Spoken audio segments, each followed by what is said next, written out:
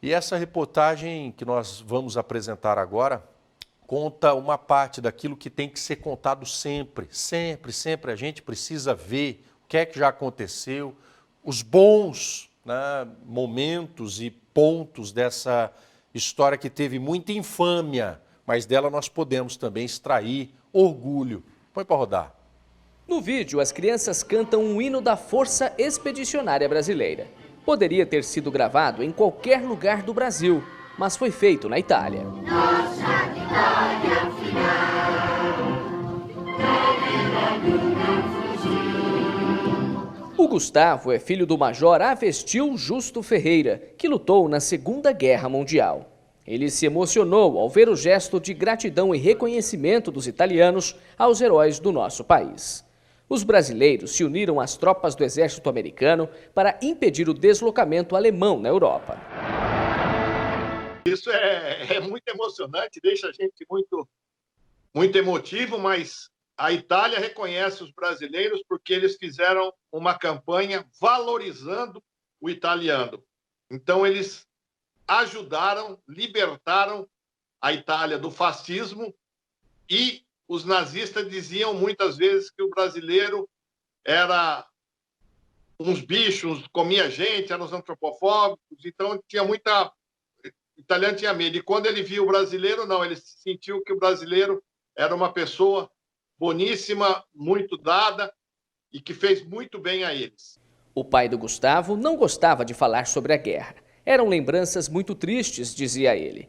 Ele integrava o primeiro pelotão que se deslocou para a Itália.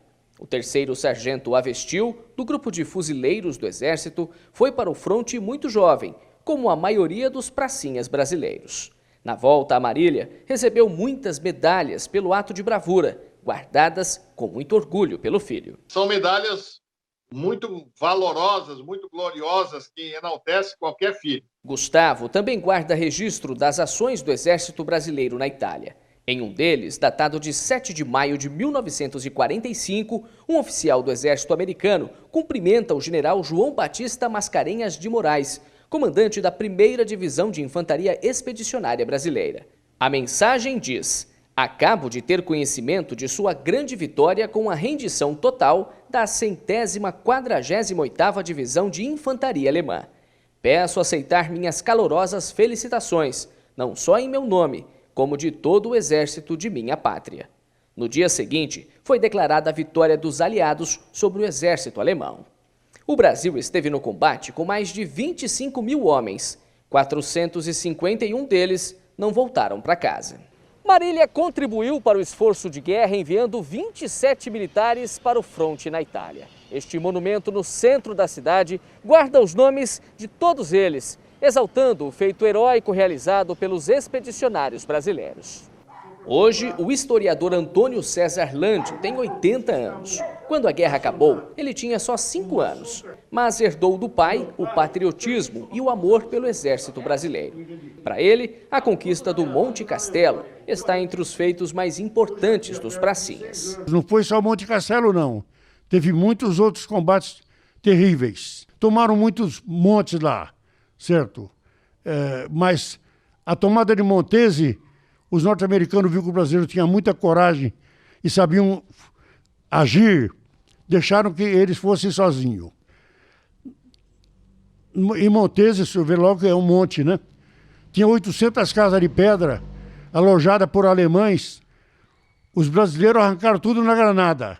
O que escutava o barulho e não foi estilhaçado, saía com um pano branco para ser preso. O historiador também conhece os detalhes da história do brasão dos combatentes e guarda um registro raro de um desenho de Walt Disney que ajuda a entender por que a cobra fumando virou o símbolo dos soldados brasileiros enviados à Europa. O Walt Disney estava fazendo o desenho do Zé Carioca aqui no Brasil e escutou essa prosa que falava os 50 colunas, que era mais fácil a cobra fumar do que o Brasil ir para a guerra. Então ele fez a cobra fumando. Só que a cobra é um cowboy e o emblema era maior. E um sargento brasileiro fez aquele desenho menorzinho e aceitaram aquele. Mas está assinado, tinha a assinatura do Walt Disney aí. Neste dia 8 de maio, sobram motivos para comemorações. Há exatamente 75 anos, o pai do marilhense Mário Herrera também estava entre os militares brasileiros que ajudaram a colocar fim na Segunda Guerra Mundial. Antigamente, fazia o alistamento tinha um número. E meu pai, por azar ou sorte, sei lá, foi sorteado. Mas o curioso é que na época da guerra não foi filho de nego rico, só foi gente de pobre mesmo. E meu pai era rimo de família, não podia nem ter ido. Mas o medo dele de ser taxado como um desertor, um covarde, ele topou a parada e foi fazer instrução no Mato Grosso. Montou no trem em Bauru e foi até o estado do Mato Grosso, Corumbá, fazer a instrução para poder ir na guerra. Você veja a situação dos brasileiros. Chegaram lá, não tinha nem sequer luvas para se defender do frio. Tinha gente perdendo dedos da mão de congelamento. Então, o americano ajudou a equipar o exército brasileiro, porque nós chegamos lá de manga de camisa. Entre os objetos que ele guarda com muito carinho está esta boina, que foi usada pelo pai dele durante a batalha na Itália. Eu carrego com orgulho, porque essa boina, ela passou na Itália, ela entrou na Itália e saiu. Era o uniforme deles de gala, usava-se para passear, para paquerar as italianas, né? Então, eu acho que isso aqui é muito histórico. Outra preciosidade desse episódio importante não está exatamente em um objeto, mas sim em palavras que marcaram cada soldado brasileiro que desembarcou na Europa com a missão de defender a liberdade e mudar os rumos da história da humanidade.